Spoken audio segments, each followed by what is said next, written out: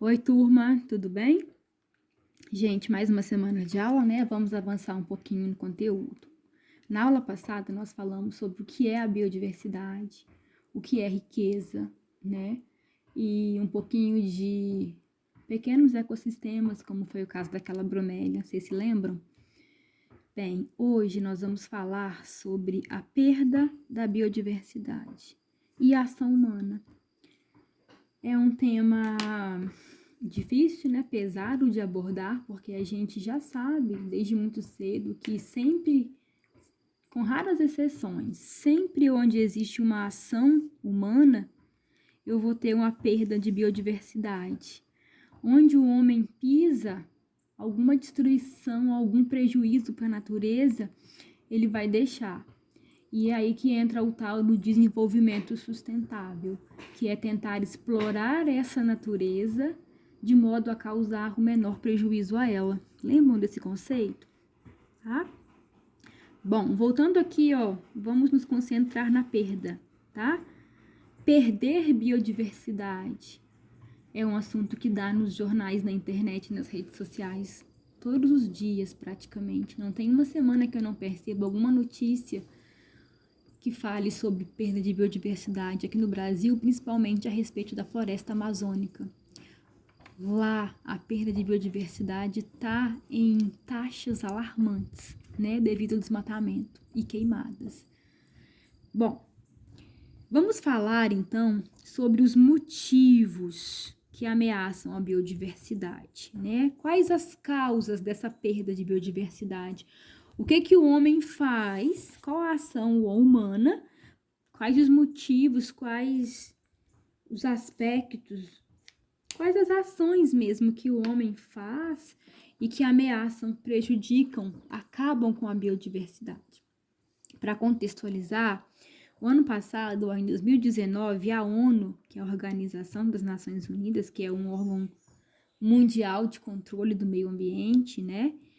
A ONU, ela disse que existe risco de extinção no mundo de quase 1 milhão de espécies.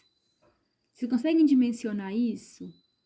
Que pode ser, se os dados da ONU confirmarem, nós podemos perder 1 milhão de seres vivos, que 1 milhão de espécies que custaram evoluir nesse mundo podem desaparecer dele. Temos o direito de fazer isso, de exterminar espécies? Não temos mesmo, né? É um dado alarmante, é um dado importantíssimo, é um dado que causa muita tristeza. E a ONU ainda concluiu que existem 5 fatores principais que levam à perda da biodiversidade. A ONU conseguiu listar 5 processos, 5 ações do homem sobre o meio ambiente que está acabando com os seres vivos da Terra. E esses 5 fatores são as mudanças no uso da terra e no mar, a exploração direta dos organismos, as mudanças climáticas, a poluição e a invasão de espécies exóticas. Turma, esses 5 fatores, eles são bastante complexos, tá? Na aula de hoje, nós vamos ficar com o primeiro, tá? Com esse aqui, as mudanças no uso da terra e mar, certo? Como que essas mudanças no uso da terra, como que a forma como o homem usa a terra e usa o mar, está levando a perder seres vivos, a perder biodiversidade. Certinho? Então, adiante. Primeiro fator que provoca uma grande perda de biodiversidade são as mudanças no uso da terra e mar. Gente, quando eu falo em usar a terra, principalmente, eu estou falando em usar o solo, eu estou falando em expansão da agricultura e da pecuária em locais onde havia floresta. Eu estou falando de que aqui? Estou falando da floresta amazônica. Acompanhem, por favor, as notícias, os jornais. Este ano, 2020, devido à falta de políticas do governo, a quantidade de desmatamento está sendo maior em 10 anos. Olha o absurdo. estão destruindo a Amazônia. Isso é uma mudança no uso da terra. Estão mudando tanto aquela floresta, né? E para que estão desmatando? Para expandir a agricultura. Cris, o que é expandir a agricultura? Gente, expandir é aumentar. Então, lá na Amazônia, eles estão desmatando, né? Primeiro vendem a madeira de lá, desmatada, vendem aquelas árvores que são hábitats de inúmeras espécies. E depois queimam para limpar o resto da área. E, gente, vão começar ali a plantar soja, a plantar cana, principalmente soja. E, Cris, e o que eles fazem com essa soja? Geralmente essa soja ela é vendida para os países vizinhos, para o exterior, para ser usada para fazer ração de gado, por exemplo, ração de vaca, isso, tá? Então, a expansão da agricultura na Amazônia e também da pecuária está fazendo com que a gente perca a biodiversidade em números alarmantes, com muita rapidez. Pecuária, gente, criação de gado, principalmente gado leiteiro, gado de corte, Nelore, tá? Então, esse desmatamento todo lá na floresta amazônica, ele leva à perda de biodiversidade, os seres vivos morrem. Cris, por que os seres vivos morrem com o desmatamento? Gente, porque as árvores, elas são abrigo e alimento dos seres vivos que vivem na Terra, em sua grande maioria. Então, se eu estou desmatando, eu estou tirando as árvores. Os seres, os animais, eles ficam sem ter onde morar, eles sem ter de onde se alimentar. Então, essa perda de habitat faz com que a espécie fique sem abrigo e sem recurso. Ou seja, a espécie fica sem casa, sem comida. Para você que não lembra, vamos definir aqui de novo o que é um habitat. Habitat, gente, é o local onde a espécie vive, a casa dela. No habitat, a espécie consegue abrigo e consegue recursos alimentares, que é comida. Se eu tiro a floresta, os seres não têm aonde morar e nem o que comer. Isto, essa perda de habitat, leva a uma enorme perda de biodiversidade.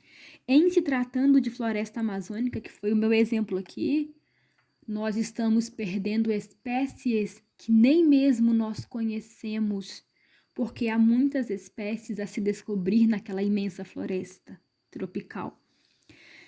Eu falei aqui como exemplo a floresta amazônica, mas essa perda de habitat também aconteceu muito aqui na Mata Atlântica.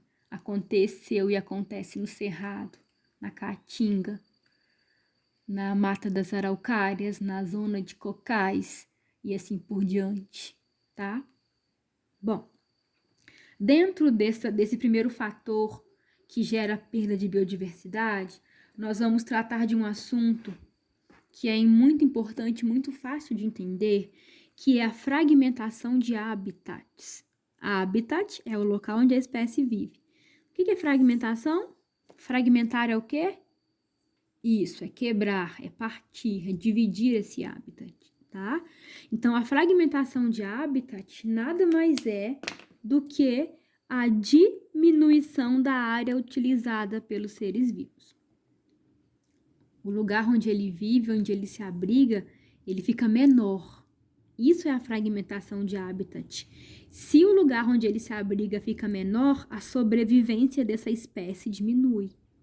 Gente, se ela sobrevive menos, ela reproduz menos, então a reprodução também diminui. Se a espécie sobrevive menos, ela reproduz menos, então o número de indivíduos diminui, então a população tende a diminuir. Veja aqui no meu desenho a explicação melhor sobre a fragmentação de habitats. Então, aqui eu tenho um exemplo, tá? Perceba, imagine que esse balão aqui, tá? Seja uma floresta. Então, eu vou dizer que essa floresta aqui, esse balão grande, era a área original. Então, a floresta inicialmente, ó, ela ocupava todo esse espaço aqui. Era uma imensa floresta. O que aconteceu? O homem, ele fez aqui um desmatamento.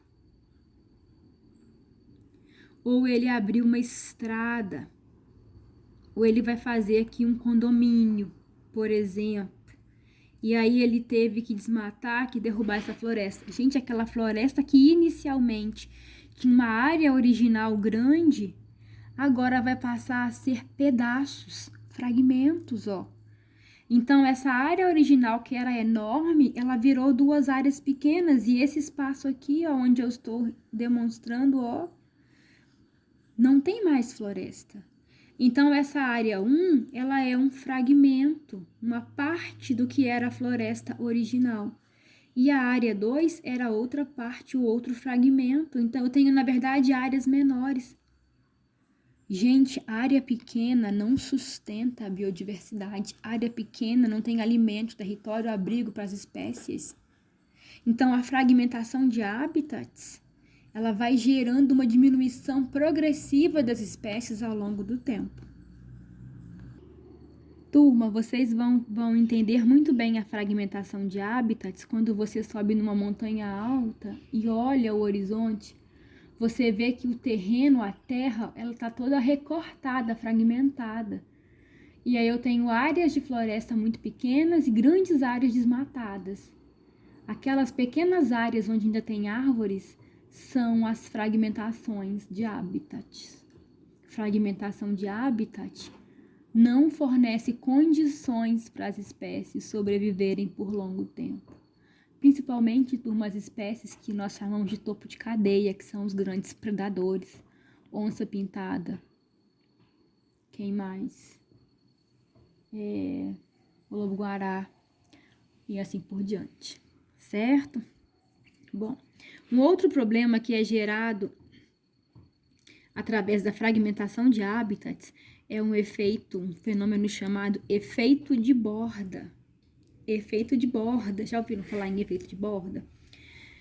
Vamos tomar então aqui, ó, como exemplo, primeiro desenho aqui, ó, tá? Imagine que essa área aqui é essa floresta original aqui em cima e ela foi fragmentada em áreas menores, certo? Gente, numa floresta eu tenho 2 partes bem delimitadas: o interior dessa floresta e a periferia da floresta. O interior da floresta geralmente é mais úmido, chega menos luz, é mais úmido. E a periferia da floresta é uma área mais seca, eu falo que é menos úmida. Então, justamente essa área menos úmida, que é o que eu chamo de borda. O que é a borda? É a beirada, é a periferia, é o entorno, né? O que acontece depois que uma área de floresta é fragmentada? Eu tenho então uma floresta original, uma área original de floresta, e aí começaram a fazer loteamento, desmataram um pouco, e eu tenho agora 2 áreas menores. A região foi fragmentada. Gente, o que aconteceu? Essa área do interior da floresta, mais úmida, que era uma área grande, perceba que o que está em vermelho aqui, ó, que eu desenhei, é a área úmida da floresta.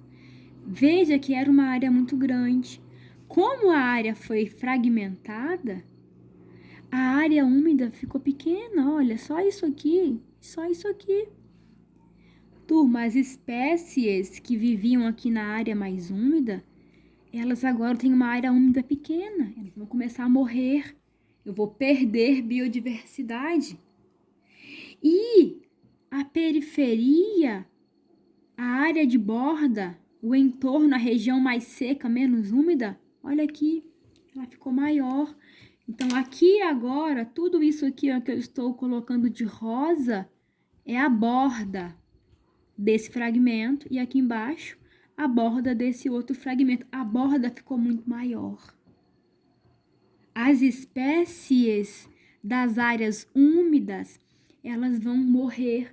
Então, eu vou ter uma diminuição das áreas úmidas, fazendo com que as espécies que vivem nas áreas úmidas comecem a declinar. A população, ela pode chegar a 0, pode chegar à extinção, porque não vai ter umidade suficiente para elas. Já as áreas de borda, ó, a periferia do fragmento, ela aumentou. Se eu aumento a área de borda, é uma área seca, eu vou favorecer as espécies que gostam de região seca, mas aquelas das áreas úmidas, elas vão morrer. Então, eu tenho nos fragmentos, nos dois fragmentos, um aumento das áreas secas, que são áreas, obviamente, menos úmidas. Então, eu tenho um aumento das bordas. Gente, aqui nas bordas, o vento age muito, a temperatura em geral fica muito quente e ao longo do tempo, as espécies que ficam na borda, elas também vão morrendo. Então, deixa eu voltar aqui, ó, no meu caderninho. A fragmentação de hábitats, ela cria um outro problema que é o efeito de borda, que vai levar à perda de espécies, principalmente que vivem, que se adaptaram às áreas úmidas. Dá um pause aí, Tica. E para fechar, turma, o primeiro problema lá que eu digo, o primeiro fator, que são as mudanças no uso da terra e no mar, é a erosão dos solos. A erosão dos solos, vocês também que estudam geografia, então eu imagino que isso aqui não é um assunto novo para vocês, tá? Erosão dos solos. Um outro problema gerado pelo mau uso da terra e que leva à perda de biodiversidade. Definição de erosão. Erosão é o desgaste e retirada das camadas do solo. Crise, o que é o desgaste do solo? Eu digo que um solo ele tem um desgaste quando ele perde a parte fértil, a parte orgânica, que é a parte de cima do solo. É onde a gente pisa, que é a parte orgânica. Retirada das camadas do solo, gente, é quando esse solo ele vai perdendo partes, principalmente a parte fértil, que é a camada de cima. Então, a erosão é o desgaste do solo e a retirada das camadas externas desse solo. A chuva e o vento são as causas naturais da erosão, tá? Chuva em excesso, vento em excesso, consegue desgastar e retirar camadas do solo. Isso é um processo natural. Porém, contudo, entretanto, todavia, o homem enfia a mãozinha dele no meio, né? A ação humana, como desmatamento e queimada, ela provoca também a erosão. Principalmente porque desmatamento e queimadas retiram a vegetação. Imagine aí na sua cabeça um terreno desmatado. Não tem plantas, né, gente? E um terreno queimado. Também não tem planta. Então, tanto o desmatamento quanto as queimadas, que são ações humanas, elas retiram a vegetação. E aí, qual é o problema? Observe os dois desenhos que eu fiz aqui, tá? São duas áreas bastante diferentes. Essa aqui que eu vou chamar de área 1 é uma área onde o solo ele está protegido com a floresta. Esse outro exemplo aqui, que eu vou chamar de área 2, o solo ele está sem a floresta. Então, aqui eu tenho uma área preservada de floresta. Aqui eu tenho uma área desmatada e queimada, certo? Perceba o seguinte, nessa área que tem as árvores, vai continuar chovendo, ó. Olha aqui, gostou da minha nuvem? Vai continuar ventando, olha o vento aí. Só, turma, que essas árvores, elas protegem o solo da chuva e do vento. Quando a chuva está muito forte, a chuva primeiro cai nas folhas das árvores e escorre para o solo. O vento, ele não vai atingir o solo, o vento vai atingir as folhas das árvores. Então, as árvores, elas protegem o solo fica protegido da chuva, do vento e até da luz do sol, porque, né, o sol tá aqui, ó. O sol tá incidindo, tá mandando luz e calor para esse solo, só que as árvores impedem que o excesso dessa luz do calor chegue e danifiquem o solo, certo? Em contrapartida, no ambiente 2, em que esse solo ele está sem a floresta porque ele foi desmatado, esse solo fica desprotegido da chuva e do vento, por exemplo, porque olha aqui, quando chover nesse solo, uma chuva forte, a água vai cair com rapidez, com velocidade e vai começar a arrancar pedaços desse solo, ó, vai tirando fragmentos desse solo. Isso é muito fácil de perceber que quando chove numa área que foi desmatada, a enxurrada, ela fica da cor da terra. A água não corre limpa, ela corre marrom, vermelha de terra. Aquilo significa que a água da chuva está lavando, está tirando aquelas camadas do solo. Eu volto lá em cima, ó, retirada das camadas do solo. Isso é a erosão. O vento também, se não tem planta aqui, o vento consegue tirando, ó, fragmentos desse solo e deposita essas terrinhas, esses fragmentos de solo em outro lugar. Então perceba que dá para ver claramente nos dois exemplos que um solo sem floresta, ele é um solo que está muito mais sujeito à erosão, ao desgaste. Ele perde a fertilidade porque a chuva lava os nutrientes bons. Ele perde as partes boas porque a chuva leva embora na enxurrada esse solo desprotegido. E ainda tem mais um agravante. Quando a chuva e o vento vão tirando esses fragmentos, principalmente a chuva, a enxurrada, então, ela é uma enxurrada marrom que está levando terra embora. Gente, aonde que a água para? No ponto mais baixo. Quem é o ponto mais baixo? São os córregos e os rios. E toda essa terra que foi retirada, ela vai parar aqui, ó, dentro do córrego. Olha a terra aqui, ó. E vai formar aqui montes de areia, montes de terra dentro desse rio. Aí é um outro problema chamado de assoreamento. Esse tanto de terra que a chuva tirou e que parou dentro dos rios pela enxurrada, vai deixar esse córrego, esse rio raso, quente, sem seres vivos, porque os seres vivos não se adaptam a esse monte de terra que foi colocado aqui. Então eu termino aonde? Na perda de biodiversidade. Ufa, muita informação? Sim, tá? Estudem com bastante carinho, afinco e tentem entender o problema da erosão. Então, recapitulando aqui, ó, nós vimos o seguinte: inicialmente, a perda de biodiversidade, ela acontece porque o homem está usando a terra de uma forma inadequada, de modo a não favorecer o desenvolvimento sustentável. O homem está desmatando tanto que está fragmentando as florestas. A fragmentação, ela gera um efeito de borda, que vai matando as espécies que dependem de lugares úmidos. E, além disso, esse mau uso da terra, ele vai gerar erosão, que vai deixar o solo descoberto, vai deixar esse solo pobre, sem nutriente, vai lavar esse solo para dentro dos rios e ainda vai prejudicar muito os rios. Ok? Um abraço e até mais.